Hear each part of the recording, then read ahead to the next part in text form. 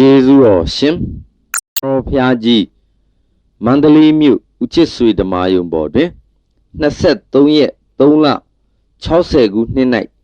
ဟောကြားဆုံးမတော်မူအပ်သောပြုံးသည်နှင့်မဲ့သည်တရားတော်ကံလေးမျိုးကိုဟောမယ်ဆိုတာကံလေးမျိုးအကြောင်းလည်းသိရဝိပဿနာအထုတ်တဲ့တရားဓမ္မတွေမှာဒုက္ခကသိဉာဏ်နဲ့နိဗ္ဗာန်ကြီးကိုရောက်ချင်တော့အထုတ်တာပင်ပန်းခံပြီးဒီကလာအထုတ်လို့ရှိရင်လေသိပင်ပန်းခံပြီးတရားနဲ့မလျော်တဲ့ဥစ္စာတွေအပင်ပန်းခံရလို့ရှိရင်လေမဖြစ်နိုင်တဲ့အကြောင်းဘုရားသခင်ကိုရမြတ်ကြီးကမေဇိမပရိပဒါကြိုးစားရမှာအလယ်လကြိုးစားရမှာဥစ္စာကိုသိပင်မှန်းပြီးတော့ကြိုးစားလို့ရှိရင်လေငါဘုရားသည်ပင်လေဒုက္ခရစရိယာကျင့်တုံးကအလွန်ပင်ပန်းပြီးဒီကလာမညာဘုံညာသဗ္ဗိတညာမရခဲ့ဘူးဆိုတဲ့အကြောင်းကိုသူကိုယ်တိုင်တာဝန်ခံထားတယ်။ဒါကြောင့်ဥပဒနာလုပ်တဲ့ဓမ္မတွေကိုကံအကြောင်းနဲ့ပြောမှအာထုတ်တဲ့အခါမှာလဲမေဇိမပရိပဒါအလတ်စားနဲ့အာထုတ်ပါဆိုတာကိုလည်းတိုက်တွန်းလိုက်တယ်နော်။ခိုင်းတရားဓမ္မတို့ဥပဒနာအာထုတ်တဲ့ပဲချင်းငါတို့ဒီကားလို့ဆိုရင်အာထုတ်ရမှာလဲလို့မေးဖို့ရာအကြောင်းပေါ်လာ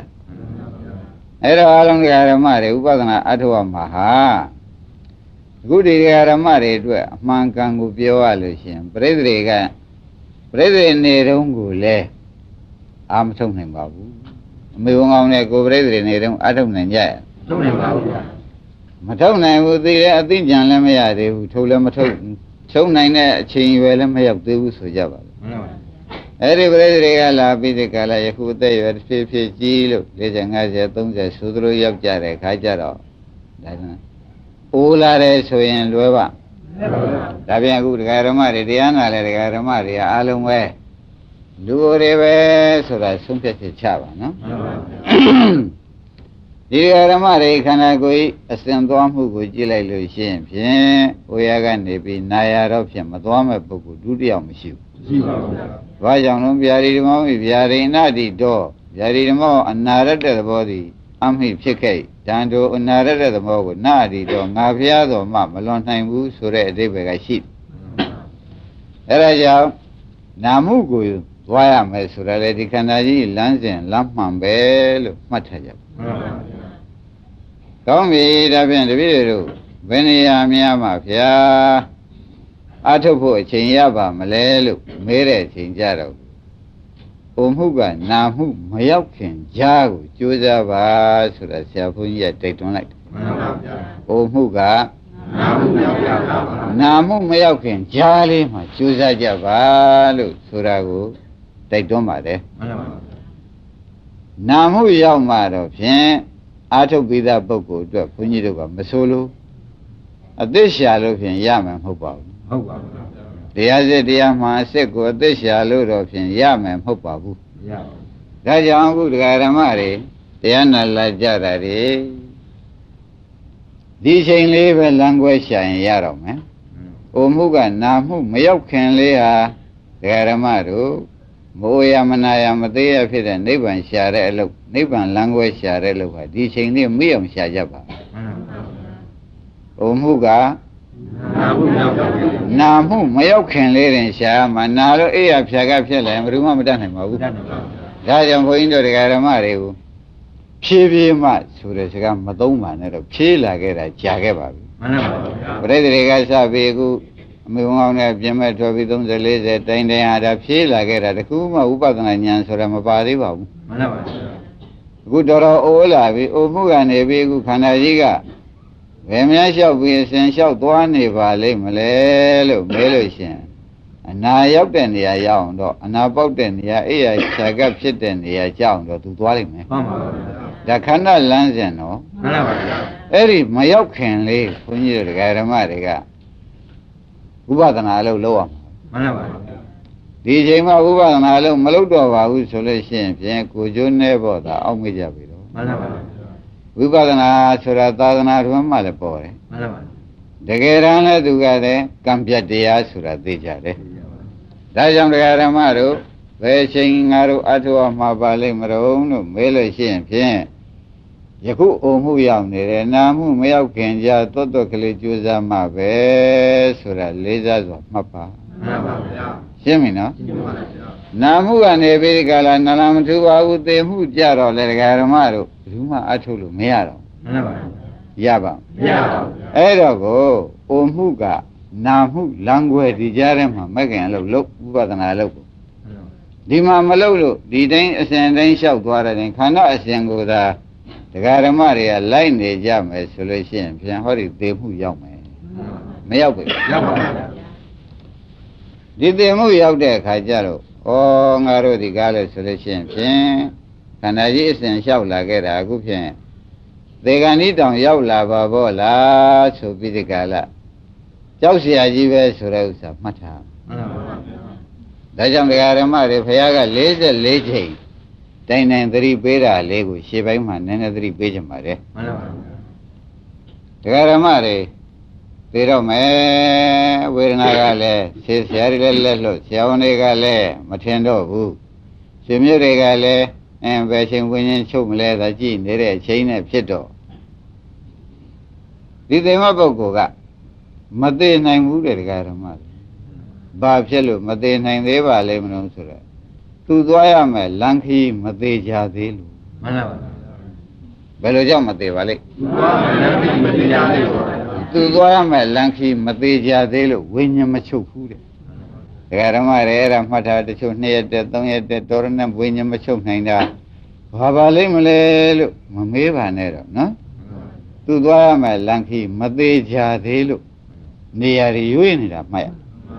ဥက္ကမောင်ပါတဲ့ သူကလည်းမသိကြသေးဘူး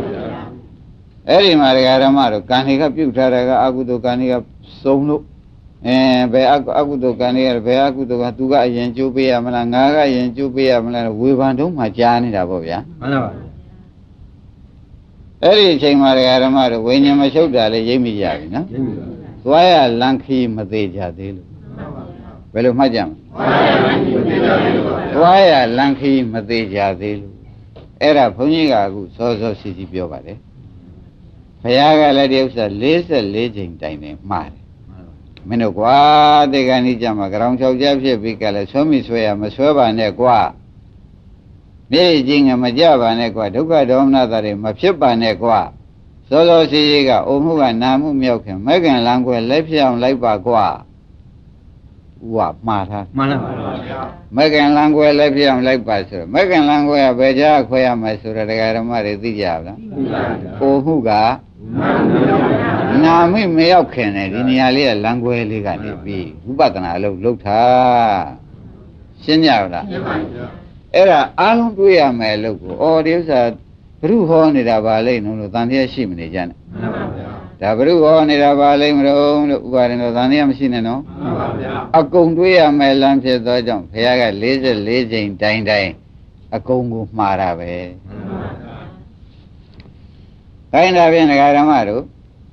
သေကံကြီးကြလာတဲ့အခါကျလို့ရှိရင်ဖြင့်ဝိညာဉ်မချုပ်တာဟာသွားရလန်ခီမသေးကြသေးလို့မှတ်လိုက်စမ်း မှန်ပါဗျာ ဘာကြောင့်ဝိညာဉ်မချုပ်ပါလဲ မှန်ပါဗျာမသိကြသေးပါဗျာ သွားရလန်ခီမသေးကြသေးလို့ဝိညာဉ်တော်တော်နဲ့မချုပ်ဘူးသူစိတ်ထဲမှာအဲ့တော့ကဲသေကြတော့မယ်ဆိုတော့လေဥက္ကမောင်ရေဥဝတို့နမိတ်ထင်လား မှန်ပါဗျာ တခါလေပြိတ္တာဖြစ်မဲ့ပုဂ္ဂိုလ်ဖြင့်တောင်ကြီးတွေ6ကြီးတွေ6ကြားကြီးတွေဒါတွေမြင်လာ မှန်ပါ ဘုမပြိတ္တာဘုံကြီးမြင်နေပြီ မှန်ပါ ဘယ်ကလူမဆောင်ကမမြင်ဘူးနော် မှန်ပါ သွားမဲ့ပုဂ္ဂိုလ်ကသင်မဲ့ပုဂ္ဂိုလ်ကမြင်တာ မှန်ပါ အဲ့ဒီအချိန်မှာငရဲသွားမဲ့ပုဂ္ဂိုလ်ဖြစ်လဲမနေ့ကပြောခဲ့တဲ့ငရဲမိတို့ငရဲအိုးကြီးတို့ဆူးနေတာတွေငရဲရင်းတွေကဟိုမှာသိုးဆွပြီးတဲ့ကာလတပ်ဖြတ်ခုတ်ထစ်နေတာတွေမြင်နေရ မှန်ပါ ဟောငါဖြင့်အဲ့ဒီသွားတော့မှာပဲဆိုတာသိကြရောလူပြေသွားမဲ့ပုဂ္ဂိုလ်ဖြင့်လဲအမိဝန်းကောင်းကိုမြင်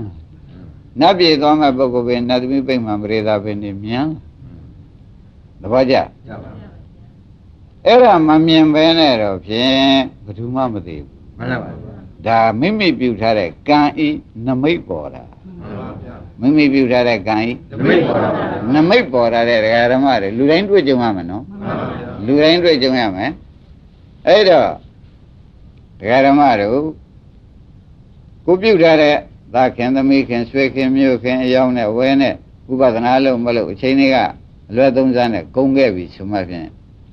ဝေဒနာလည်းဖြတ်ခနဲ့ရောက်ပြီးကြလားဖြတ်ခနဲ့ဒေဂဏိကဖြစ်လာတဲ့အချိန်ကြတော့စေသမားတွေဝါသမားတွေဆွေးမညာတွေဝိုင်းနေညာတော့လေသူတို့လည်းမသိဘူး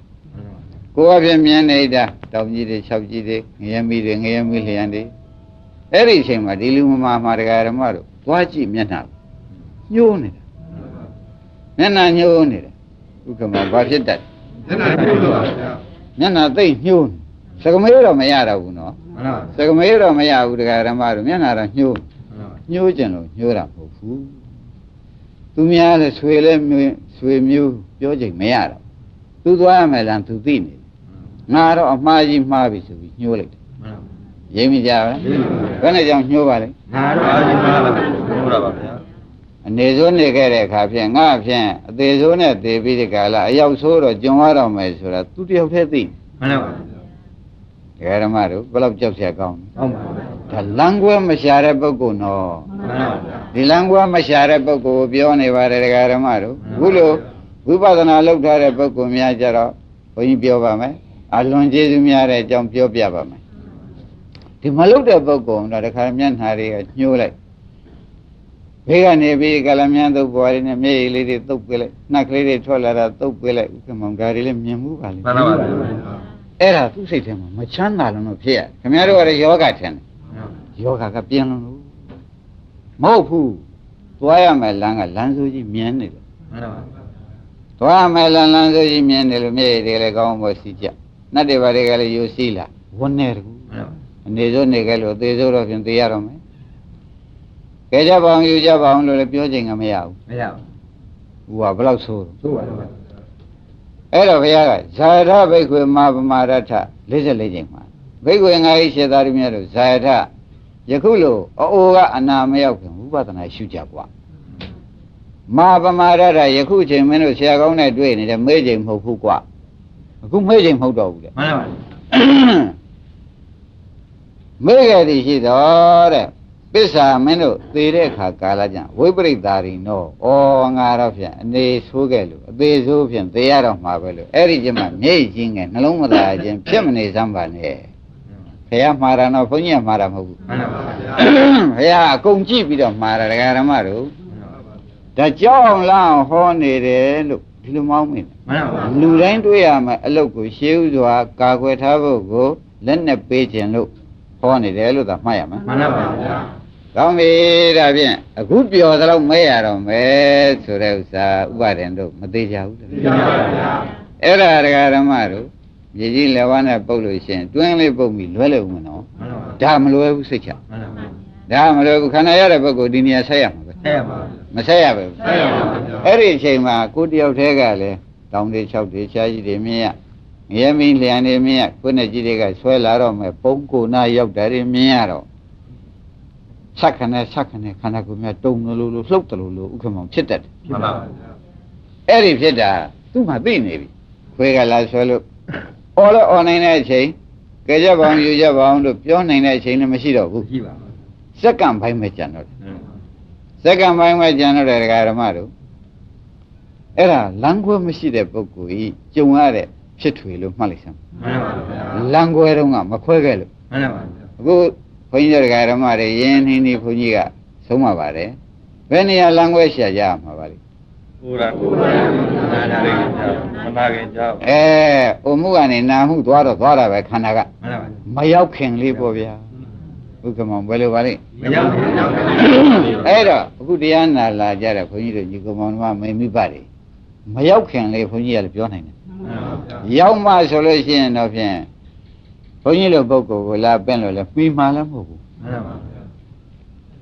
တပတ်ကြ မှန်ပါ မှီပြန်မတတ်နိုင်တော့ မှန်ပါ လက်လွန်ကုန်ကော မှန်ပါ ကိုယ့်ဟာကလက်လွန်ကုန်ပြီ မှန်ပါ လောကီဥမာပြောကြပါစို့ဆိုလို့ရှိရင်ဖြင့်ဆက်ရှင်မှာမှုကသေးကြတရားခံကသေးကြတရားသူကြီးကလည်းဒီဂရီချချိန်ပိုင်းကြံတော့တဲ့အဓိပ္ပာယ်ရောက် မှန်ပါ ဘယ်လောက်များဆိုး သို့ပါဗျာ အဲ့ဒီမှာဒကာရမတို့ 44ချိန်တိုင်တယ်ဘုရားမှားတယ်ဇာရဘိက္ခွေမာပမာရထဘိက္ခွေငါရှိသတိများတို့ဇာရလမ်းွယ်တွေ့တုန်းကဆရာကောင်းသမားကောင်းတွေ့စဉ်ခါတော့ဥပဒနာလုပ်ထားကြကွာမာပမာရထအဲ့ဒီချိန်အမေးချိန်မဟုတ်ဘူးကွာအိုကအနာမရောက်ခင်သွားမယ်ချိန်ဟာမြန်မြန်လှုပ်လိုက်ပါဥပဒနာလုပ်ပါပဲရှင်းမလားရှင်းပါပြီပစ္စာအကဲမလုပ်ခဲ့သည်ရှိတော့ပစ္စာသေတဲ့အခါကသေကံနည်းကြမယ်ဝိပရိသရင်တော့ငါအနေမှားခဲ့လို့အသေးဖြင့်မှားရတော့မယ်အနေဆိုးလို့အသေးဆိုးနဲ့တွေ့ရတော့အရောက်ဆိုးနဲ့လည်းတွေ့ရတော့မဟုတ်နှလုံးမသာခြင်းရှိကြကုန်သည်မာဟုဝထမင်းတို့မဖြစ်ကြကုန်လင်းအဲ့ဒီကြမှာမင်းတို့မှားပြီလို့လာလိမ့်မယ်တဲ့အဲ့ဒီချိန်မှာမှားပြီဆိုတော့လေစက္ကန့်ပိုင်းကျန်တာဘယ်နှလို့ပြင်ညမပြင်နိုင်ပါဘူးမပြင်နိုင်တော့ဥစ္စာရင်တော့သဘောပါလားအခုရှိတဲ့သာရသမီတွေဆွေတွေမြတ်တွေဆက်တွေအမျိုးမျိုးပစ္စည်းတွေပေါ့ဗျာဘာမှအထောက်ပံ့မရဘူးမရပါဘူးဘေးကသားတွေမရတွေခင်ဗျာမင်းသားတွေကဘယ်နှမနေသေးတော့မရပါဘူး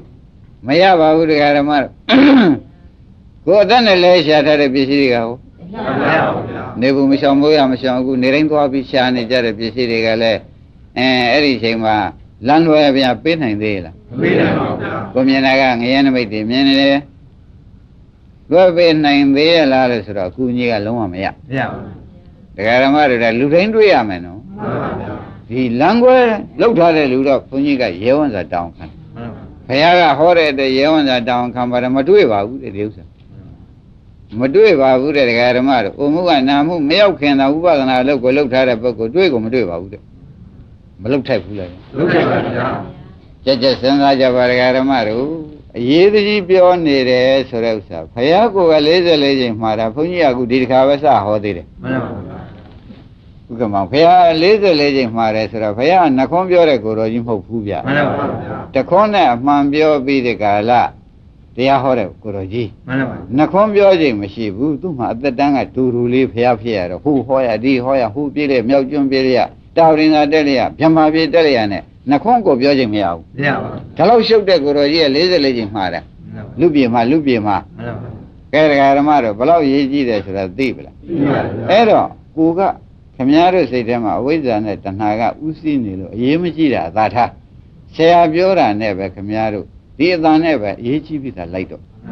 ကိုယ်စိတ်ထဲကအဝိဇ္ဇာနဲ့တဏှာတွန်းမရတော့မှဆရာပြောတာနားထောင်မယ်ဆိုပြီးမှိတ်လိုက်မှန်ပါဗျာသဘောပါကြပါဆရာပြောတာကိုယ်သာကိစ္စစိတ်တော့ဆရာနဲ့ဘုရားဟောတာသာကိစ္စစိတ်တော့ကိုယ်စိတ်ထဲကတော့ဖြင့်နဲ့ဖြင့်လို့တစ်ဖက်လို့အဝိဇ္ဇာကတော့ဖြင့်ကြိုးစားအောင်တော့မလို့သူကအမျိုးမျိုးအချိန်တွေဆွဲပြီးဒီကလာတရားဓမ္မတွေကလှည့်စားနေဥမှာတော့သိကြပါတယ်မှန်ပါပါသဘောကျလားသူလှည့်စားတာကိုခင်ဗျားတို့ကမယုံပါနဲ့ဘုန်းကြီးနဲ့ဘုရားပြောတာကိုယုံပါမှန်ပါပါဘယ်နေရာလမ်းခွဲရမှာပါလိမ့်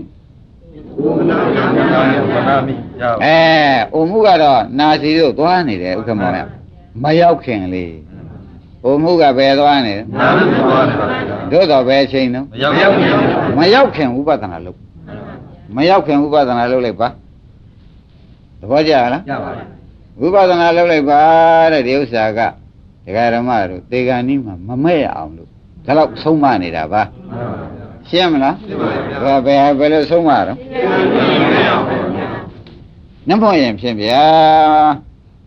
ဒကာဓမ္မတို့သူများလည်းမပြောနိုင်မျက်ရည်ကျင်းငယ်ကလည်းကြနားတွေပါတွေကလည်းနောက်ဆွဲခန္ဓာကိုယ်ကလည်းတစ်ခါတည်းဆက်ခနဲ့ခုနကြီးကကြိုက်တယ်လို့ပါလို့နဲ့သူကသူတော့မြင်နေတာမျက်လုံးကမြင်တာမဟုတ်ဘူးဒကာဓမ္မတို့ဝန်းထဲကမြင်နေတာမှန်ပါပါရှင်းမလားရှင်းပါပြီအဲ့ဒါအဲ့ဒီအချိန်ကြလာတော့မှဩငါဒီလူတိုင်းလိုနေခဲ့တဲ့အတွက်ကိုကျိုးဖြင့်ကောင်းကောင်းနေရပါကိုဝန်းနဲ့အန်ကျိတ်နေရတာတို့တော့အန္တာကျိတ်ရတယ်ဒကာဓမ္မတို့အချိန်မရှိတော့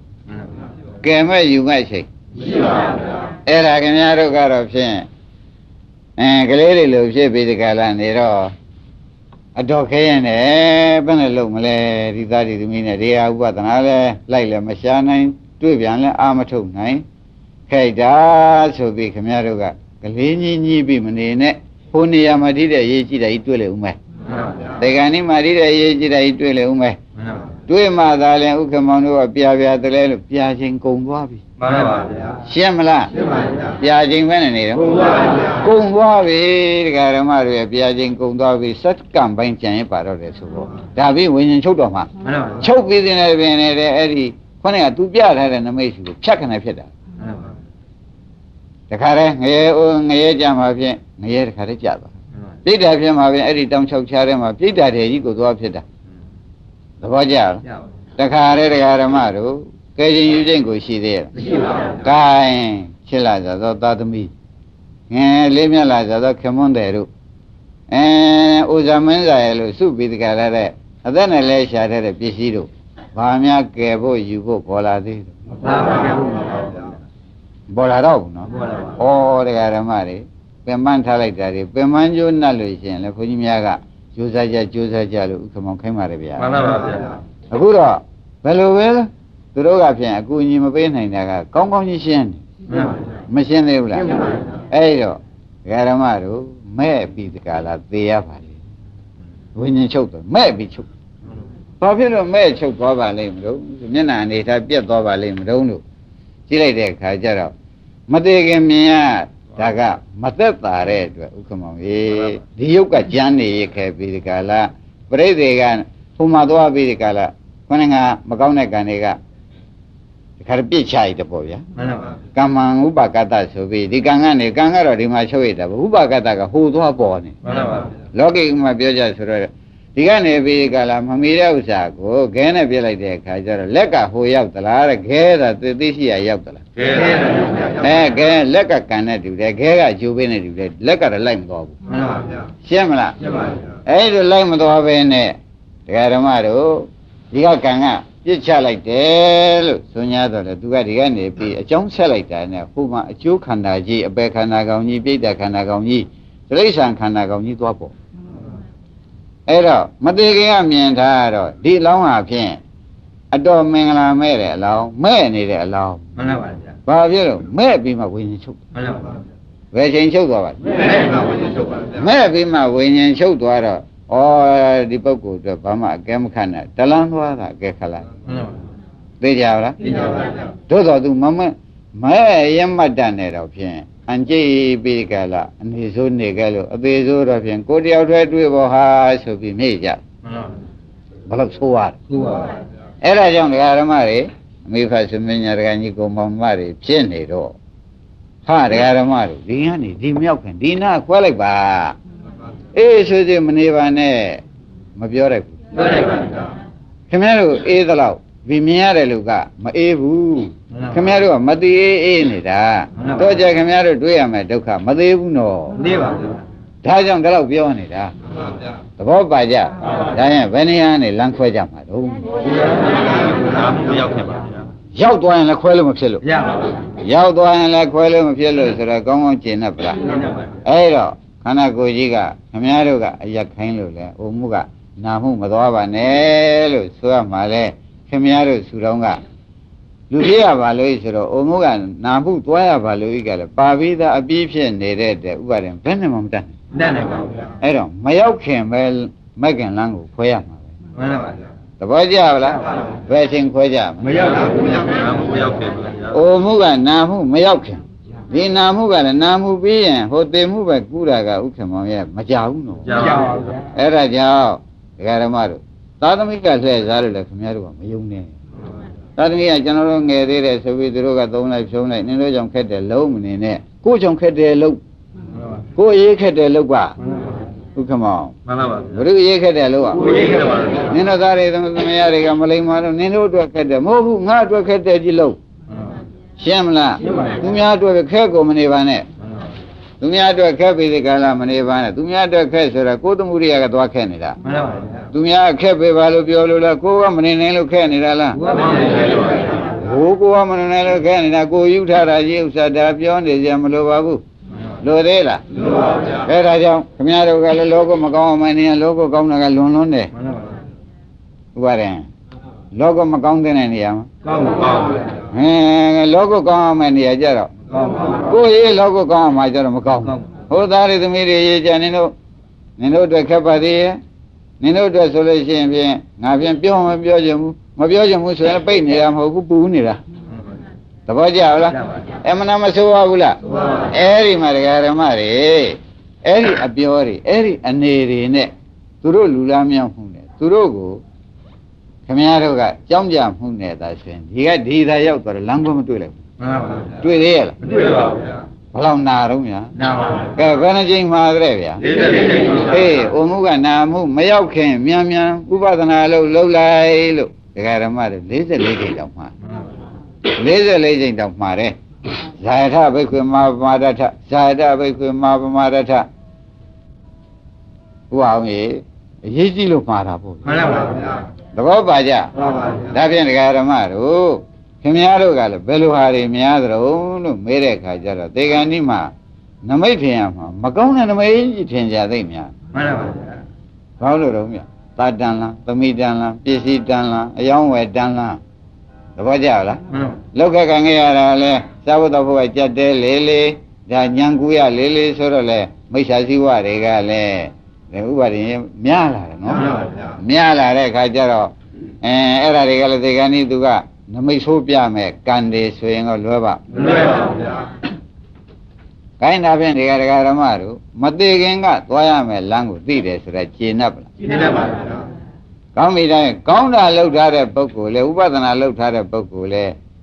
ဒီမသေးခင်ကသူသွားရမယ်လမ်းသိတာ။မှန်ပါဗျာ။ရှင်းမလား။ရှင်းပါဗျာ။ဥပဒနာလုံးမထားတဲ့ပုဂ္ဂိုလ်လေမသေးခင်ကသူသွားရမယ်လမ်းကိုတော့သိပါဗျာ။သိတာပဲ။ဥပဒနာလုပ်ထားတဲ့ပုဂ္ဂိုလ်များကြတော့ဘုရားသခင်ကိုရမကြီးကြတော့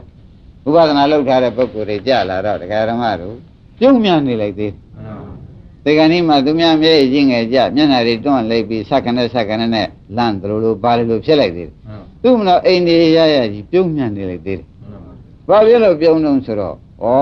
ဒုက္ခကိုကျွတ်သွားလို့ဝမ်းသာ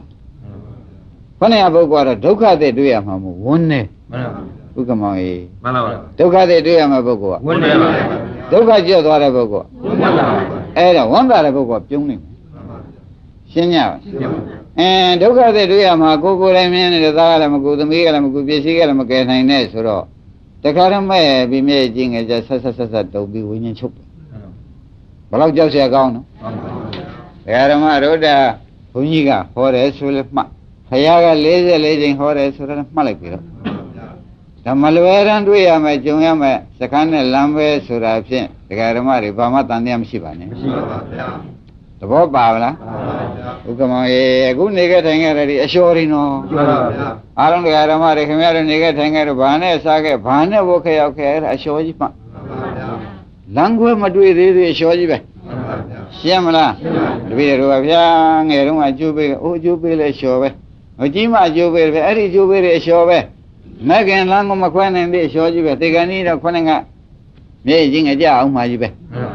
သဘောကျပါလားအဲ့တော့ခင်ဗျားတို့ဘယ်ရင်မေးမနေနဲ့ငယ်တုန်းဥဇဒကောင်းမလားငယ်ဇဒကောင်းမလားဘာမေးမနေနဲ့ဒီလမ်းနဲ့ဒီလမ်းကိုသာရလို့ရှင်ဒါကံကောင်းဆုံးသာဆုံးမဲ့ချရှင်းမလားဒီလမ်းနဲ့ဒီလမ်းကိုသာတွေ့လို့အခုဆရာကောင်းနဲ့တွေ့တယ်ခင်ဗျားတို့အခုလုပ်တယ်ကဲဒါဒီဟာဖြင့်ခင်ဗျားတို့တဘွားလည်းကောင်းတာမဟုတ်ဘူးတဲ့တန်တရားဒုက္ခစခန်းတအောင်ကောင်းတဲ့ကောင်းဖြစ်လေသောကြောင့်ဒါသလိုက်မှန်ပါဗျာသဘောကျလားလမ်းခွဲကြပါလမ်းခွဲကြပါဘယ်ကနေခွဲကြမယ်ဘုရားလမ်းခွဲကြပါဗျာအဲ့ဒီလမ်းကဘာလမ်းပါလိမ့်ဗျာမဂ္ဂင်လမ်းနဲ့မဂ္ဂင်လမ်းဆိုတာဒကာဓမ္မတို့တဖြောင်းတည်းနဲ့ဒုက္ခချုပ်တတ်စီရောက်တဲ့လမ်းမှန်ပါဗျာသဘောကျတဖြောင်းတည်းနဲ့ဒုက္ခချုပ်တတ်စီရောက်ပါတော့ဗျာဒါဖြင့်အဲ့ဒီဒုက္ခချုပ်တဲ့စီလမ်းကလည်းခေါင်းကအိုရကနာရမရောက်ခင်တဲ့ကိုဒါအရရှာထားမှာကိုဗျမှန်ပါဗျာရှင်းကြပြီနော်ဒါဖြင့်ဒကာဓမ္မတို့ခမည်းတော်အမတ္တမကိုယ့်အကြောင်းကိုဖြင့်ဆရာဘုန်းကြီးကကောင်းကောင်းသိအောင်သေချာပြောပြီဒီကမသာဖို့တဲ့ပုဂ္ဂိုလ်များကသူကတော့သိသွားပြီဆိုပါတယ်မသာဖို့တဲ့ပုဂ္ဂိုလ်တွေကတော့ဖြင့်လှူလို့တန်လို့ပေးလို့ကမ်းလို့ကားတွေနဲ့ဟုတ်လားအလောင်းနဲ့ပြန်လို့ရှင်လို့ဘာပြင်နေဟိုပုဂ္ဂိုလ်ကဘာမှမဆိုင်ဘူးမဲ့သေးဓမ္မဘာဆိုင်သေးတယ်ဆိုင်ပါဘာမှမဆိုင်ပါဘူးခင်ဗျားတို့ကဒီမဲ့တာကိုသာကိစ္စမဟုတ်မသာကြီးကြသွားအားကြမနေနဲ့မသာကြီးကြကသူသားသမီးတွေကသူပစ္စည်းကျန်နေလို့သူ့ကိုရှင်းမြောက်ကြတာသာဆိုရတယ်သူလည်းမရဘူး သဘောကျလားဘယ်ရလိမ့်မလို့မဲ့သေးသမားကတော့ဥက္ကမမရဘူးစိတ်သက်ချက်ရနိုင်မှာမလားမရနိုင်ဘူးတကယ်တောက်လျှောက်ကိုတကယ်ပြိတ္တာရှိသွားတောက်လျှောက်အပယ်သွားဘယ်နဲ့လို့ဟိုရောက်ကြတဲ့အော်အင်ပိခံယူမဲရှိတော့ဒီအမျှတွေရှုံးမနေနဲ့ကြားကုန်မကြားဘူးကြားနိုင်မှာမလားအဲ့ဒါတော့တော့အယုဆိုးပြီးဒီကာလနေတော့ဒကာရမတို့လမ်းခွဲဖြင့်အခုအချိန်ပိုင်းကြံသေးလို့ခွဲချက်စမ်းပါဦးသဘောပါလားအခုခွဲနိုင်ခွဲမယ်ဆိုရင်အားလုံးခွဲနိုင်ကြသေးတယ်နော်ခွဲမယ်ဆိုရင်အားလုံးခွဲနိုင်တယ်အခုအားလုံးတော့အိုကြပါပြီနားတဲ့စီမရောက်သေးလို့အခုဘုန်းကြီးစီမှာတရားနာလာကြအဲ့တော့ဘုန်းကြီးဒီနေရာနေပြီးဒီဃာရမတို့ခွဲလိုက်ဘုံမှုကနာမှုမရောက်ခင်လေဥပဒနာလှုပ်လိုက်ဆိုတော့လမ်းခွဲလိုက်တာပါရှင်းပြီနော်ကောင်းပြီဒါဖြင့်အားလုံးပဲသဘောတူကြပါကိုယ်အရေးကြီးဖြစ်နေလို့ဒီတရားပွဲမှာဃာရမတို့မဲဆန္ဒအကုန်ပေးရမှာပဲဒီလမ်းဟာဒီနေရာခွဲမှာပဲဖေရဆိုတဲ့ဥစ္စာဖြင့်လူတိုင်းပေးရမှာပဲရှင်းပြီနော်ရှင်းပါပြီကောင်းပြီဒါဖြင့်ဃာရမတို့ကဲမဲ့သေးသမားမဖြစ်အောင်ပြုံးသေးသမားဖြစ်ဖို့သိအရေးကြီးပြီပါဗျာဒုက္ခမောဘာရေးကြီးပြုံးသေးသမားဒါကြောင့်ဝတ္တကာရဘုံနာကမေးအရှင်ဘုရားဒါဘုရားသခင်ကိုရမကြီးကိုလူများတပည့်တော်အယူကတော့ဖြင့်လူဟာသေးရမှာကြောက်တဲ့လူကြီးပဲလို့အောက်မိတယ်ဘုံနာကမင်းကလည်းသိဖြစ်တာကိုသေးရမှာကြောက်တဲ့ပုဂ္ဂိုလ်တစ်မျိုးกว่าမကြောက်တဲ့ပုဂ္ဂိုလ်ကတစ်မျိုးกว่าနှစ်မျိုးရှိတယ်กว่าအငုတ်ထုံမှလာတယ်ဒကာရမတို့သေးရမှာကိုမှတ်တာအဲ့ဒီတဲ့ကိုကဟောလမ်းခွဲလိုက်တဲ့ပုဂ္ဂိုလ်ကမကြောက်ဘူးဒီတိုင်းသားရဲ့သမီးဇုံပြစ်ပြီးတဲ့ကလာသေသေးတောင်လိုက်တဲ့ပုဂ္ဂိုလ်ဟာကြောက်ရမယ်ဆိုတဲ့ဥစ္စာသိကြပါလားသိကြပါဗျာအဲ့တော့ဒကာရမတို့ပုံနာမဲတာကိုဘုရားရှင်းတာကိုသဘောကျပါဗျာတို့ငါပြောမယ်ကဝတ္တကာရဘုံနာယမင်းသေးချာမှတ်ထားကမင်းကတလုံးနဲ့ယူတာသူကတော့ဖြင့်သေးတဲ့ပုဂ္ဂိုလ်ဒီကနေ့ကြောက်သေးကြီးပဲရှိပါလိမ့်မယ်တပည့်တော်ဒီလိုယူရှိပါတယ်ဆိုတော့ဘုံနာဒီလိုမှတ်မနေနဲ့ကွပြုံးသေးတဲ့ပုဂ္ဂိုလ်လည်းရှိသေးတယ်ကွကြောက်ပြီးမဲ့သေးတဲ့ပုဂ္ဂိုလ်လည်းရှိတယ်ပြုံးနေမဲ့သေးနှမျိုးရှိတယ်ကွလို့ဘုရားကသေချာဟောမှန်ပါဗျာသဘောကျလားဘယ်လိုပါလဲပြုံးသေးမဲ့သေးနှမျိုးရှိတယ်ဆိုတော့ကိုမြတ်ရွှေချွတ်တို့ပြုံးသေးပဲလိုက်ဖို့ရဟာအရေးကြီးတာပေါ့ပြုံးသေးပြောစမ်းပါအောင်ဘုရားဆိုတော့မှဒကာရမတွေအိုမှုကနာမှုမရောက်ခင်ဥပဒနာလမ်းခွဲရှိတဲ့ပုဂ္ဂိုလ်မှာပြုံးသေးတယ်မှန်ပါဗျာမသေးသေးဘူးတင်ပြီးဒီကလာစီးပွားရေးနဲ့သာသမီရေးကိုသာလိုက်နေတဲ့ပုဂ္ဂိုလ်ကြတော့ဒကာရမတွေဒီလမ်းခွဲကကြောသွားပြီးကလာဖြတ်ဆိုဘုဘုကနေပြီးနာမှုကိုချက်ချင်းကုပလိုက်တာကရှိသေးတာရှိပါဘူးကုပလိုက်တဲ့နာမှုကသေမှုလည်းချက်ချင်းကုပလိုက်တော့ဒကာရမတွေလမ်းခွဲကိုတွေ့ခဲ့သေးရဲ့လားတွေ့ပါဘူးခွဲရမယ်နေရာနဲ့ကိုကသတိမထားမိဟိုသာယသမီးစီးပွားရေးကရေးကြည့်နေတာနဲ့အဲ့ဒီပုဂ္ဂိုလ်မျိုးကြတော့ကွာတဲ့ဘုရားသခင်ကိုရမကြီးကမဲ့သေးရမယ်ကွာရှင်းမလားဒါဖြင့်သေတဲ့ပုဂ္ဂိုလ်များမှာဘယ်နှမျိုးရှိသလဲဘယ်လိုပါလိမ့်မယ်ခိုင်းပြုံးတယ်နဲ့မဲ့သေးရှင်းပြဒကာဓမ္မတို့ပြုံးတယ်နဲ့မဲ့သေးရှင်းပြပြုံးတယ်ဆိုတာမဲ့တယ်ကိုရှင်းကြဆိုတော့နော်မဲ့တယ်ရှင်းလိုက်ရင်ပြုံးတယ်ကတခါတည်းတွန်းဝင်လာတယ်ငါးပါးအာယုံကာမဂုဏ်ကိုဖြစ်ပြလေရှုမထားတော့ဘူးတာယတန်သာသမီပစ္စည်းတွေခင်းတွဲတဲ့ပုဂ္ဂိုလ်ဟာလေတဲ့ငါးပါးအာယုံကာမဂုဏ်ခင်းတွဲပြီးသေးတဲ့ပုဂ္ဂိုလ်ဟာလေဒကာဓမ္မတို့မဲ့သေးတယ်မှန်ပါဗျာသဘောကျလားကျပါဗျာရှင်းပြီနော်ရှင်းပါပြီမိမိခန္ဓာကိုယ်ကိုဥပဒနာမလုပ်တဲ့ပုဂ္ဂိုလ်ကတော့မခင်းဘူးအဲ့ဒီလိုခင်းတဲ့ပုဂ္ဂိုလ်ကလည်းမဲ့သေးပဲရှင်းမလားရှင်းပါပြီဒါဖြင့်ဒကာရမတို့ပြီးတော့မကောင်းတဲ့ဖြင့်အကုသိုလ်တွေလှုပ်ထားတဲ့ပုဂ္ဂိုလ်ဟာကောမဲ့ဒါဖြင့်မကောင်းတဲ့အကုသိုလ်လှုပ်ထားတဲ့ပုဂ္ဂိုလ်လည်းမဲ့သေး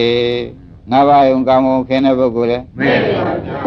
ကိုခင်ပြီးသေးတဲ့ပုဂ္ဂိုလ်မဲ့ပါဗျာဒါဥပဒနာမပါဘူးဆိုတော့သိကြသွားပြီမှန်ပါဗျာမသိကြဘူးလားသိကြပါဗျာဥပါရင်မှတ်မိဗလားမှတ်ပါဗျာမကောင်းတဲ့အကုသိုလ်တွေလှုပ်ထားတဲ့ပုဂ္ဂိုလ်လည်းမဲ့သေးသာသမီနဲ့ပြည့်စည်ငါးပါးယုံကာမဂုဏ်ခင်းသေးတဲ့ပုဂ္ဂိုလ်မဲ့ပါဗျာမိမိခန္ဓာခင်းသေးတဲ့ပုဂ္ဂိုလ်မဲ့ပါဗျာဒါပြန်မဲ့တွေက၃မျိုးပ ပြုံးတွေကတော့ဒါပြောင်းပြန်လှဲလိုက်ဒကာဓမ္မတို့ခုကလည်းဒုစရိုက်တွေမလုပ်ဘူးဟုတ်လားသာသမီနဲ့ပြည့်ရှိကိုလည်းဂုဏ်ဥပဒနာတင်ထားတယ်မိမိခန္ဓာကြီးကိုလည်းဖြစ်ဖြစ်နဲ့ရှုထားတယ်အဲ့ဒီပုဂ္ဂိုလ်ကတော့ပြုံးတွေပဲသဘောကျဒါဖြင့်ဒကာဓမ္မတို့မသာခြင်းလည်းမတူသေးပါလားဆိုတာပေါ်လာဘယ်လိုများပေါ်လဲမသာခြင်းမတူဘူးမဲ့ရသေးတဲ့မသာကတော့ဖြင့်ဒကာဓမ္မတို့ထမ်းသာပို့လိုက်ရတယ်ဝတ္တရားမို့ထမ်းပို့လိုက်ရတယ်သူ့အတွက်ကဖြင့်အတော်60ကောင်းရှင်းမလားရှင်းပါပြီပြုံးပြီးဒီကလာသေးတဲ့ပုဂ္ဂိုလ်များကြတယ်ဒကာဓမ္မတို့အရိယာသေးဒါဖြင့်အရိယာဒီဖြစ်အောင်ဒကာဓမ္မတို့မခင်မဲနဲ့ဒုစိတ်ဒုဟာရှိကလည်းမလုံနဲ့ငါးပါးယုံကာမဂုဏ်လည်းမခင်နဲ့ကိုယ်ကိုယ်လည်းမခင်နဲ့ဆိုတော့ဒါတွေရှုံနေတယ်တလုံးနဲ့ဘုန်းကြီးကဘယ်ဒါတွေရှုပ်ပါတယ်ဖရာအသုံးမျိုးဟောတယ်ခင်ဗျားတို့ခန္ဓာကိုယ်သာဖြစ်ဖြစ်ရှုပြီးဒီကလာသေလိုက်စမ်းပါဆိုတော့ဒီပြန်ခင်သေးရလားမခင်ပါဘူးဗျာဒီပြန်ဒုစိတ်တွေကလည်းတိုးနိုင်သေးရလားတိုးနိုင်ပါဘူးဒုစိတ်ကလည်းမဟုတ်နိုင်ငါးပါးယုံကာမဂုဏ်ကလည်းမိမိခန္ဓာလည်းဖြစ်ဖြစ်ရှုနေသောကြောင့်မိမိခန္ဓာလည်းခင်တာလာသေးရလားမလားတော့ဒီကနေ့နေမသေးခင်ကလည်းဒုက္ခချုပ်ဘူးတဲ့ပုဂ္ဂိုလ်ဖြင့်ပြုံးနိုင်ပါတယ်အတေကံဒီမှာပါတဲ့အလောတကြီးပဲဒါလုံးနေကြအာစင်ကံရှိတဲ့ပုဂ္ဂိုလ်မျိုးလုံးလိုက်ပြန်လို့ရှိရင်လည်းပြုံးပြီးဒီကလာဩဝန်ကြဖဆိုပြီးဝิญဉ်ချုပ်သွားတယ်သဘောကျဒါဖြင့်ဘုက္ကမကြီးဖရာသခင်ကိုရောမြတ်ကြီးရလူလေသေးမရှိဘူးနော်မှန်ပါပါဗျာခိုင်းဒကာဓမ္မတို့သေပဲနှမျိုးရှိပါလေနှမျိုးရှိပါဗျာပြုံးသေးမဲ့သေးနှမျိုးရှိရှင်းမလားပြုံးသေးမဲ့သေးနှမျိုးရှိပါဗျာပြုံးနေမဲ့သေးဆိုတာနှမျိုးရှိတော့ပြုံးတွေကဘာဖြစ်လို့တုံးဆိုတော့ဒကာဓမ္မတို့ငယ်တုန်းကမိုက်ခဲ့တဲ့ကံတွေကိုလည်းဝိပဿနာဉာဏ်နဲ့မဲ့ဉာဏ်တွေကဖြတ်ချိုက်မှန်ပါပါသာသမီနဲ့ပြည့်စည်ခင်တဲ့ကံတွေကိုလည်းဝိပဿနာဉာဏ်ကဖြတ်ချိုက်မှန်ပါကိုယ်ကိုခင်တာတွေလည်းဝိပဿနာဉာဏ်ကဖြတ်ချိုက်အဲ့ဒါသူကကံဖြတ်ပြီးသေးတဲ့ပုဂ္ဂိုလ်မျိုးပြုံးတယ်မှန်ပါပါကံတွေကဆိုင်ရာမတရားဖြင့်လိုက်ကျုပ်ပေးနေမယ်ဆိုလို့ရှိရင်ဥက္ကမမဲ့သေးမှန်ပါပါရှင်းမလားကဲဒါဖြင့်ဓမ္မတို့ဥပဒနာလို့မဉ္ဇဏ်လို့ဟာကံပြလို့ဆိုတာသိကြပါလားသိကြပါပါကောင်းပြီဒါဖြင့်ဓမ္မတို့ဒီလံခွဲလေးရမှာဥပဒနာလို့လုပ်ကြစို့မှန်ပါပါရှင်းမလားရှင်းပါပါကဲဒီဝတ္ထုလေးတကွနည်းနည်းထုတ်ပြပါမယ်ဓမ္မတွေရှင်းသွားအောင်မေဇိမပါဏသပါဠိတော်ပုဂ္ဂုရဝရီသုတ်ဒါကိုပြောမယ်ဥက္ကမောင်မေဇိမပါဏသပါဠိတော်ကုက္ကုရဝရီသုတ်ဒါကိုဟောမယ်တဲ့ဓမ္မတို့နော်ယန္တာဖြစ်ကြပါတယ်တဏှုံတိရာတယောက်ယန္တာဖြစ်တာကတယောက်ဆိုတာရှင်းရှင်းလင်းလင်းပဲပေါ်လာပါလိမ့်မယ်ဒါကြောင့်ဓမ္မတို့ဝိပဿနာဉာဏ်မဲ့ဉာဏ်လို့ဟာဘာပါလိမ့်မလို့မေးတဲ့အခါကျတော့ကံပြအလုပ်ဖေဟာမှန်ပါပါဒါသိချင်မှတ်တာဝိပဿနာဉာဏ်မဲ့ဉာဏ်လို့ဟာအကုသိုလ်ကံတွေလဲဖြတ်တယ်ဝတ်ထဲလည်းမကုသိုလ်ကံတွေလေဩဒါပြန်ဥပဒနာလုပ်ဒီကားလို့ဆိုရင်မကောင်းကံဟူသေးဖြင့်အကုန်ဖြတ်နိုင်တာပဲရှင်းမလားအဲ့တော့ဒါတွေသိထားတော့မှဩမကောင်းတဲ့ကံတွေလည်းသူကဖြတ်တယ်မကောင်းတဲ့ကံဆိုတာအကုသိုလ်လည်းမကောင်းတဲ့ကံပဲကုသိုလ်ကံပေမဲ့လည်းဝတ်ထဲလည်းနေမဲ့ကံဆိုလို့ရှိရင်ဖြင့်သူဟိုကံလောက်သာအယုတ်မဆိုးတယ်သူအယုတ်ဆိုးတာတစ်မျိုးပဲလို့မှတ်ရအောင်မှန်ပါပါဥက္ကမမှတ်တယ်မမှတ်တယ်အဲ့တော့အဲ့ဒီကံနှစ်ကံစလုံးကိုဘာလုပ်မယ်ထင်လဲဥပဒနာညာမညာခင်ဗျားတို့ဖြတ်ပါလိမ့်မယ်ဩဒါဖြင့်သူကုစားရရှိသေးတယ်နော်မဲ့တယ်ဘဝဆိုတာဒီအကုသိုလ်ကံစင်မှလည်းမဲ့တယ်တရားမှာဟုတ်မှန်ပါဘူးသဘောကျလားကုသိုလ်ကံကလည်းဝတ်ထဲလေတဲ့ကုသိုလ်ကံကနေပြီးစင်မှလည်းပြန်တော့ပြုံးတာပြုံးရတယ်အစအဆုံးပြုံးရတာမဟုတ်ပြန်ဘူးဟုတ်ပါဘူးအဲ့ဒါလည်းမကောင်းသေးတော့ဘူးတခါတော့ဝတ်ထဲလေတဲ့ကံဟူသည်ကုသိုလ်ကံရောအကုသိုလ်ကံရောဒကာဓမ္မတို့ဒီဥပဒနာညာမဉဏ်ကဖြင့်အကုန်ဖြတ်ပေးပါလိမ့်မယ်မှန်ပါပါဗျာရှင်းမလားရှင်းပါဗျာဘုကမောင်ရေကံဖြတ်လိုက်မနော်မှန်ပါပါဗျာဘယ်သူကဖြတ်မှာပါလိမ့်မယ်ဥပဒနာညာမဉဏ်ပါဗျာဥပဒနာညာမဉဏ်ကဖြတ်လိုက်တဲ့အခါကျတော့ရှင်းဖြင့်ဒကာဓမ္မတွေကိုအမှားတွေအကုန်ပယ်ပေးတာလို့ဆိုစမ်းပါမှန်ပါပါဗျာဝတ်တောင်းတာလောက်ထားတဲ့ကံတွေလည်းပယ်ပါလိမ့်မယ်ဒါကိုအမှားကိုဗျာမှန်ပါပါအဝမတောင်းတာတော့မတောင်းတာပါဘူးမိဘရွာနဲ့မိုက်တွေ့ပြီးတေလေလာခဲ့တဲ့အကုသိုလ်ကံတွေရောပယ်ပါဗျာဒါလည်းပယ်ပေးတယ်ဆိုပြန်ဩကဲမဲ့လူယူမဲ့လူတို့ဆရာဘုန်းကြီးကလည်းပြော တို့လည်းအလုပ်တင်ပေးလို့ဒီအလုပ်ကလေးတို့လုပ်လိုက်ရလို့ရှင်ကဲမဲ့ယူမဲ့လူဖြင့်ကိုးစားရအားထားရပြုံးတယ်ဖြစ်ရောက်သေးတယ်ကိုဆိုပြီးဝမ်းမြောက်ပြီးတော့လှုပ်စမ်းပါမှန်ပါဗျာရှင်းမလားရှင်းပါပြီအမတန်ရေးကြည့်ပါတယ်ဒီနေ့ဟောနေတဲ့တရားဟုတ်ကဲ့မောင်မှန်ပါဗျာမကြည့်ဘူးလားကြည့်ပါဗျာကြည့်တယ်တဲ့ဒါမှဓမ္မတွေလေးလေးစားစားပဲဘုန်းကြီးပြောနေပါတယ်မှန်ပါဗျာတို့တော့ခမည်းတော်ကလည်းကိုကိုလည်းသတိထားကြပါဦးနော်ခန္ဓာကိုယ်ကအခုအိုရကနေသူဘယ်သွားနေတော့အဖြောင်းသွားနေပါဗျာမရောက်ခင်လေးတော့မှန်ပါဗျာမရောက်ခင်လေးတင်ဒါလို့ရမှာမှန်ပါဗျာကံပြလို့ရမှာနောက်ရောက်ပါတော့ဘယ်နဲ့မှမတတ်နိုင်တော့ဘူးရောက်မှာတော့ဖြင့်မဲ့သေးပဲသာလှည့်ကြပြီတော့မှန်ပါဗျာရှင်းမလားရှင်းပါပြီ။ခိုင်းဒါဖြင့်ဘုရားသခင်ကိုရမေကြီးသည်ဝိသလိပြီသူဒီတဲ့သရင်သုံးပြီးဒီကာလနေတော့တယောက်သောပုဂ္ဂိုလ်ကဥက္ကမောင်ရေအိန္ဒိယမှာရှိတဲ့နွားလိုကျင့်တယ်လို့နွားလိုပဲသူကလူကိုကောင်းမှဂျိုကြီးတွေတက်လို့နွားများလိုပဲလေးဖက်သွားလို့နိဗ္ဗာန်ရောက်တဲ့ထင်လို့လုံနေတာပေါ့ဗျာဆရာမနဲ့တွေ့နေတာမှန်ပါဗျာနွားလိုပဲတွန်လိုက်ပြုတ်လိုက်နွားလိုပဲမြက်ခင်းထဲမှာလိုက်စားလိုက်နွားတွေနဲ့အတူတူပဲနေလိုက်ဒီလိုကျင့်သူကနိဗ္ဗာန်ရောက်တဲ့ထင်တာဘူးအဲ့ဒါသီလပရပရာမာသဆိုတာဒါပဲသောတပတိမေယမဒါပေတာနော်မှန်ပါဗျာဒိဋ္ဌိဝိဇိကိစ္စသီလပရပရာမာသဆိုတာဥပါဒံကြားဘူးတဲ့သီလပရပရာမာသဆိုတာအိန္ဒိယမှာကနွားလိုကျင့်နေတဲ့လူတွေရှိသေးတယ်အဲ့ဒီကျင့်နဲ့ကျင့်ပြီသူကလူပြည့်နတ်ပြေလူကောင်းတာကောင်းဖြစ်မယ်လို့အယူရှိဒါကြောင့်တချို့ကြံ့နေတယ်တယောက်သောပုဂ္ဂိုလ်ကတော့သေနိယဆိုရယ်ခုနကပုဂ္ဂိုလ်ကပုံနာအခုနောက်ကျင်နောက်ခွေးလို့ကျင်တဲ့ပုဂ္ဂိုလ်လည်းခွေးလို့ပဲလေးပဲသွားတယ်အစာတွေဘာတွေကျွေးလို့ရှိရင်ဒီတိုင်းမစားဘူးမြေပေါ်မှာပြစ်ကြုံမှာစားအဲဒီလိုကျင်ပြီးဒီကလာနေတာကသေနိယဆိုရယ်တယောက်ရှိအဲဒီဘုရားသခင်ကိုရမကြီးနဲ့တွေ့ပါရောသူတို့နှစ်ယောက်ကလည်းဘုရားနဲ့တွေ့ရင်လည်းလာကြတော့ပုံနာကမဲလိုက်ရှင်ဗျာတဲ့သေနိယဗျာတဲ့ခွေးလို့ကျင့်နေတယ်သူအမှန်တန်ကျင့်နိုင်ခဲ့တဲ့သူကျင့်တာပဲအမှန်တန်ကျင့်နိုင်ခဲ့တဲ့ကျင့်နေတော့သူဒီကားလို့ဆိုလို့ရှိရင်သေလို့ရှိရင်ဘယ်လိုဂရိများလာပါမလဲမေးဟုတ်ဘူးဥက္ကမောင်ရမေးနဲ့သူ့ဆရာကဒီမှာလမ်းဆုံးမှန်ပါဗျာခင်ဗျားတို့ကအခုဆရာကောင်းသမားနဲ့တွေ့လို့သာကိုဗျာမတွေ့မိဘရေကဒီကျင့်လာမယ်ဆိုအမလိုက်ဦးမှာမလိုက်ပဲဘူးလားကြီးစမ်းမလည်းနောင်ဆွဲတဲ့ရင်ဆွဲနေတာပဲဆွဲဘူးလားဗျာဆွဲနေတာဥက္ကမောင်ရဲ့ဒါကအရင်ပြောလို့သာဟမ်မိဘရေကနေပြီးဒီကလာဟိုလိုက်ပြီးကိုယ်ွယ်ရတယ်ဒီလိုက်ပြီးကိုယ်ွယ်ရတယ်အမျိုးမျိုးမရှိဘူးလားရှိပါဗျာဒါလည်းအလေးအတိုင်းလိုက်တာဆိုရင်ဖြင့်လွယ်ပါမလားလွယ်ပါဘူးအဲ့ဒါကြောင့်တဲ့ယထာဘုဒ္ဓညာနာယသတ္ထပရိယေတိဘောယထာဘုဒ္ဓဟုတ်တိုင်းမှန်စွာဟောတတ်တဲ့ဆရာကိုညာနာယသိဝေယလို့ဟာပဋ္ဌာဆုံးမတတ်တဲ့ဆရာကိုပရိယေတိဘောရှာစမ်းပါကွာ440လောက်မှာမှန်ပါဒီဆရာကောင်းရှာဖို့ဒကာဓမ္မတို့ဘုရား45ပါးနေဆိုတာအချိန်ပေါင်း440လောက်မှာပြခဲ့ဘယ်လောက်ရေးကြည့်တယ်ဆိုတာသိဘူးလားသိပါဗျာခင်ဗျားတို့သတိပေးပါတယ်ဘုရားဟောတရားစစ်ဟောတတ်တဲ့ဆရာသမားဒါရှာကြမှန်ပါဗျာမရှာရင်တော့ဖြင့်ခင်ဗျားတို့သေချာလွယ်ကုန်နေမယ်မလွယ်ပဲဘူးလားလွယ်ပါဗျာအမှန်တန်ကြောက်ဆရာကောင်းတယ်နော်အဲ့ဒါတရားစစ်တရားမှန်ဆိုတာဘာလဲမလို့ခင်ဗျားတို့သိကြလို့ရှိရင်သစ္စာတရားနဲ့ပရိစ္ဆေသမုပ္ပါပြတ်တဲ့တရားမှန်လို့ရှိရင်အဲ့ဒါဝဋ္ထုတရားမှန်မှန်ပါဗျာဒီပြန်တရားဆိုလို့ရှိရင်ဖြင့်လူသေးတယ်ပဲဆုံးဖြတ်ချမှန်ပါဗျာမဆိုလိုက်ဘူးလားမဟောကောင်းဘူးလားဆိုတော့ဟောကောင်းပါတယ်တဲ့တို့ဆိုအဲ့ဒီတင်လမ်းမဆုံးကောင်းဘူးမှန်ပါဗျာရှင်းမလား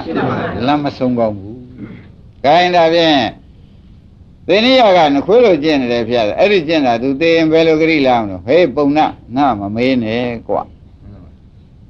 ဘယ်ဟာမမေးနဲ့ပြောချင်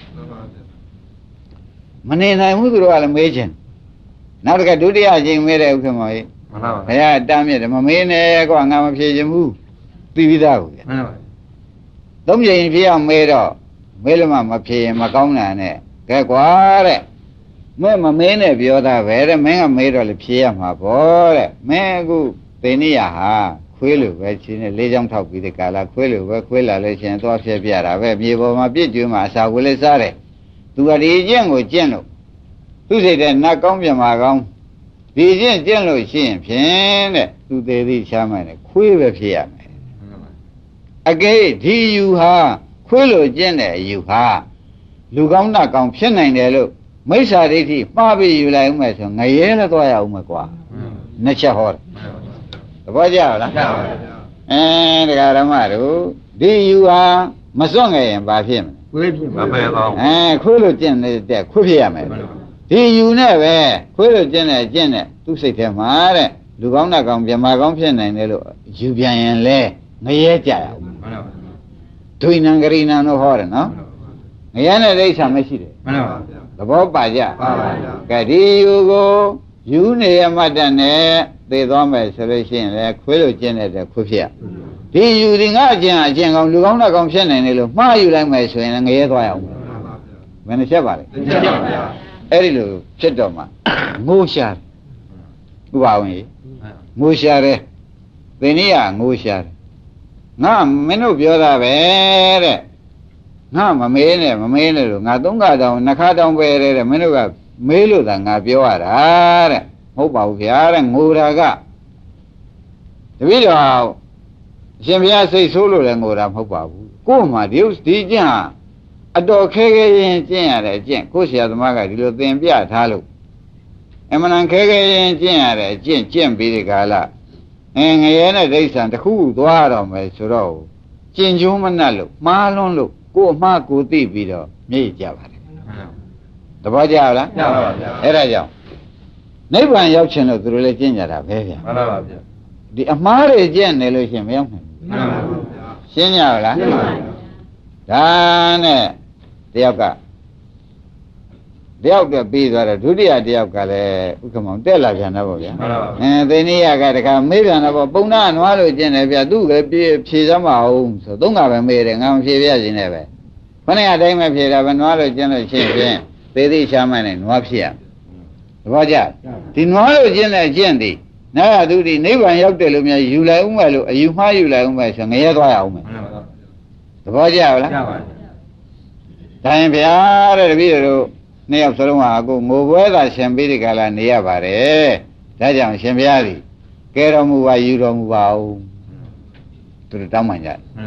တောင်းပန်ကြတဲ့အခါကျတော့ကွာတဲ့ငါကံလေးမျိုးဟောပြမယ်မင်းတို့သေချာမှကံလေးမျိုးဟောပြဒကာဓမ္မတို့ဘယ်နှမျိုးတဲ့ဘုခမောင်ဒါအရေးကြီးတယ်နော်နော်သူတို့လေးယောက်သူတို့နှစ်ယောက်အတွက်ကိုဒီကံလေးမျိုးကိုငါဟောလိုက်ရလို့ရှင်းဖြင့်သူတို့ဒီ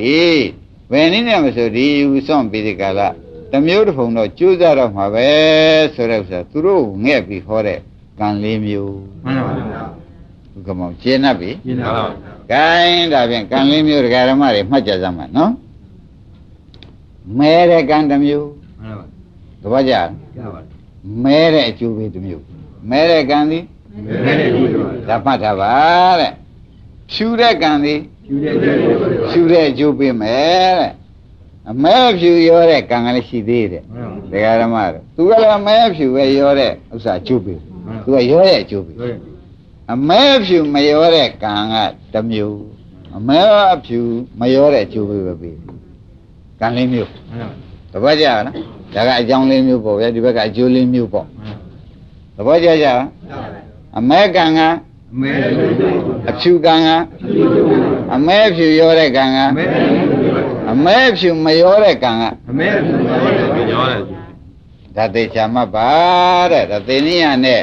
ပုံနာတို့ကိုသေသေးချာချာဘုရားသခင်ကိုရမြတ်ဒီဟာဟောမှပဲသူတို့ရတော့မယ်သူတို့လုပ်နေတဲ့ကံကအမဲကံနေဘူးဗျာမှန်ပါဗျာဂိုင်းတရားဓမ္မတို့အမဲကံဆိုတာခင်ဗျားတို့မသိပဲနေမယ်ကံမဲဆိုတဲ့ကအကျိုးပေးမဲတော့မှာမှန်ပါဗျာသဘောကျလားကံမဲဆိုရင်အကျိုးပေးမဲတော့မှာပဲဆိုတော့ခင်ဗျားတို့ကံမဲကဒုစရိုက်10ပါးခင်ဗျားတို့နေတိုင်းဗာဏိပါဒဝေရမဏိအာရိဏရဏဝေရမဏိကာမိတုနိသဆရာဝေရမဏိဆိုတော့သုံးခုမရဘူးလားရပါဘူးတခါတည်းမုဒဝါဒပိတုနာဝါစာပရုဒ္ဒဝါစာသမ္မဗလာပါ၄ခုထည့်လိုက်ခုနှစ်ခုမရှိဘူးလားပြီးတော့မှသူစည်းစိမ်ရှိကြတဲ့အဘိဓါခဏခဏလေးဗျာပါဒဆိုတဲ့ဒေါသလေးပေါ့ဗျာဗျာပါပဲပြီးတော့မိစ္ဆာဒိဋ္ဌိ သဘောကျအဲ့ဒီ10ပါးကအမဲကံမှုဘာကျုပ်ပေးမလဲသဘောကျပြီနော်ကိုင်းခမရတို့သောက်တည်နေတဲ့ပဏိပါဒဝေရမဏိဒါကတော့ရှောင်းခြင်းပြီနော်ဒါပဏိပါဒဝေရမဏိအရိဏရဏဝေရမဏိကာမိသမိစ္ဆာဆရာဝေရမဏိကာယကံ3ပါမှန်ပါဟုတ်လားမုဒ္ဒဝါရဝေရမဏိပိသုနာဝါစာဝေရမဏိပရုဒ္ဒဝါစာသမ္ပပလာပါဝေရမဏိဆိုတော့ဝစီကံ4ပါးမနေဘူးလားနေပါအနဘိဇာသူစိစိမ်လည်းရှိရှိမကြောင်အပြာပါဒမေတ္တာလည်းပို့ပါတယ်မိစ္ဆာသမာဓိလည်းဖြစ်ပါတယ်သမာဓိဆိုမှဒါကမ္မတက္ကရသမာဓိကောင်းတာလည်းကောင်းကျိုးပေးတယ်ဆိုတော့ကမ္မတက္ကရသမာဓိကိုယူရတယ်မှန်ပါဘူးဥပါဒံဒါသေချာမှတ်စမ်းအဲ့ဒါသူ့ရဲ့10ပါးကဖြူတဲ့ကံမို့ပါတယ်ဖြူတဲ့ကျိုးပေးပါဘောကြရဲ့ဖြူတဲ့ကံကဖြူတဲ့အကျိုးဂိုင်းခင်ဗျားတို့အမဲဖြူရောတဲ့ကံဆိုတာကတော့ရှားထားတာပစ္စည်းတွေကမစင်ကြဲဒါလေးနဲ့လူလိုက်တန်းလိုက်ပေးလိုက်ကန်းလိုက်ဒီလိုမရှိဘူးရှိပါဗျာဒါဖြင့်အမဲဖြူပဲနဲ့နေတာရောပါအဲ့ဒီရောတဲ့ကံကလည်းအမဲဖြူပဲရောပြီးကျိုးပြီးရှင်းမလားရှင်းပါအမဲဖြူရောတဲ့ကံကအမဲဖြူရောအမဲဖြူရောပြီးကျိုးပြီးတယ်တဲ့ခင်ဗျားတို့ဥပဒနာကံမက်ကံကတော့ကိုတဲ့အမဲလည်းမဟုတ်ဘူးမှန်ပါဗျာအဖြူရောမဟုတ်ပါဘူးအမဲဖြူရောမဟုတ်ပါဘူးသူကတော့ဖြင့်အမဲဖြူမရောတဲ့ကံဖြစ်သောကြောင့်သူကဒီကံ3ခုကိုဖြတ်ချင်မှန်ပါဒီကံကမှန်ပါဒီကံ3ခုကိုဖြတ်ပြတတ်ပါတပည့်ကြအမဲကိုလည်းဖြတ်ပါအဖြူဖြတ်ပါအမဲဖြူရောတဲ့ကံဖြတ်ပါဂိုင်းဒါဖြင့်ဒါဥပဒနာကံမက်ကံပဲသူကနိဗ္ဗာန်ကျိုးပြီမှန်ပါရှင်းမလားရှင်းပါဒါဖြင့်ဒကာရမတို့ဒီထဲမှာ4မျိုးထဲမှာဘယ်ဟာဒီဘုရားလိုတော်ကြလဲသေသေးချာချာရေးကြည့်ပါသလဲဆိုတော့မေးလိုက်တော့ဥပါတော့ဘာဖြေကြမလဲမဲဖြူမရောတဲ့ကံခင်ဗျားတို့ဥပဒနာကံမက်ကံသူကဘာကြောင့်တုံးလို့မဲတဲ့ခါကျဘုရားသခင်ကဒီကံ3ခုကိုဖြတ်နိုင်တယ်ကွာသဘောကျဒီကဒီကံလောက်လိုက်လို့ရှင်ဒုစရိုက်10ပါးလောက်လိုက်ရှင်အပယ်သွားအဲ့ဒီကံကိုလည်းအပယ်မသွားအောင်ဒီကံလောက်လိုက်ရင်ဖြတ်တယ်ပြတ်သွားဒီဝဋ္ဌဲတောင်းတာပြီလူရတဲ့သူစိတ်10ပါးကဥပါဒ်မရှိဘူးလားရှိပါဘူးအဲ့ဒါနာရသုတိတွေဗြဟ္မပြေတို့ကျုံးပေးဘူးကျုံးပေးပါအဲ့ဒါတွေလည်းနာရသုတိဗြဟ္မပြေဆိုတာဘာသစ္စာတွေလဲဒုက္ခသစ္စာအဲ့ဒီကံကိုလည်းသူကဖြတ်ပြီအမဲဖြူမရောတဲ့ဥပဒနာညာမဲ့ညာကမှန်ပါရှင်းမလားဥပဒနာကံမဲ့ကံပေါ့ဗျာမှန်ပါဟောတာကတော့အမဲဖြူရောတဲ့ကံမို့ခင်ဗျားတို့ရွှေနဂါကြီးတို့ရှင်ပြူတော်တို့ဒါအမဲဖြူရောပြီးကျုပ်ပြီရှင်ပြူတော်ဆိုတော့သူများလည်းထူးတယ်ပေါ့ဗျာ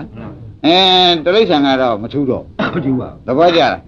အဲ့ဒီလိုရွှေနဂါကြီးတို့တရိစ္ဆာန်တို့တရိစ္ဆာန်ထူးထူးလဲလဲတို့အသလိုကမြင်းတို့ဥက္ကမောင်ကြီးဒါတထူးတော့မထူးဘူးလားထူးရင်ဒုညာဆိုကျွတ်တောင်းဝင်နိုင်ရလားမနိုင်ပါဘူးအဲ့ဒီကံတွေလုံးမိထားပြန်လဲဒီကံလုံးမှပြတ်သဘောကျပြပါဩဒါဖြင့်ဥဆိုင်ရေဒီကံသိရေးကြည့်တဲ့ကံပါလားဥပါဒံရိမ့်ပြီလားရိမ့်ပြီဒါပြန်ဥပဒနာကံမက်ကံတွေဒကာရမတို့ကံ3မျိုးကိုဖြတ်တယ်မှန်ပါပါအမဲကံကိုလည်းဖြတ်ပါပါအဖြူကံဖြတ်ပါပါအမဲဖြူရတဲ့ကံဩအမှားဟူတွေပြင်ပေးတာသူပဲမှန်ပါပါဒကာရမတို့ဘယ်လိုဆုံးရချာအမှားဟူတွေပြင်ပေးတာဩဒါလေးကိုဆရာကောင်းသမားကောင်းနဲ့လည်းတွေ့လို့ဩဒီကံလေးများလို့လေလို့ဆရာမှားတွေအကုန်လျှော်ပြစ်အာကိုရရှိသေးရဲ့ဟဲ့မှန်ပါသဘောကျလားကျပါပါကိုးစားရရှိသေးရဲ့ဟဲ့ဆိုတာခင်ဗျားတို့အတ္တဆရာပါပါသေးတယ်ပါပါဗျာသိဝကြီးပြီးဒီကလာနေကြတယ်ကိုကငငယ်ချင်းခါတုန်းကလည်းမသိခဲ့လို့မလိမ္မာခဲ့လို့တော်အောင်နေခဲ့တာဒီရှိကြမှာပေါ့ဗျာရှိပါဗျာရှိပင်ရှင်များကလည်းမပူနဲ့ဟိုကအုံတို့ပူစရာရှိသေးရဲ့ရှိပါဗျာဘာတော့ဖြင့်ဒီကံလောက်လိုက်လို့ရှင်ဒီကံနေဘာလောက်တတ်တုံးလို့မေးတော့ဒကာဓမ္မတွေသိပြီမဟုတ်သိပါဗျာဒီကံကိုလည်းအကျိုးမပေးအောင်ဖြတ်ဒီကံလဲဒီဘက်ကံရောဒါဖြင့်အမဲလည်းဖြတ်တယ်လဲသူအဖြူကံမကောင်းတဲ့အဖြူကံတွေဖြတ်တယ်လဲအမဲဖြူရောနေတာတွေဖြတ်ပေးတာဩဒါဖြင့်ကျွတ်တို့အာကိုရာစိတ်ကလေးဓာတ်ရှိသေးတယ်ဒီကံကိုကျွတ်တို့ဒီအရေးကြီးထားပြီးတဲ့ကာလလောက်ရမယ်ဆိုတာကိုသိကြပါလားသိကြပါဘူးဒါကအလုတ်ခွန်နဲ့ပြမှာပို့ရှင်းမယ်နော်ကဲနှစ်ဖြင့်မှာပြကြစို့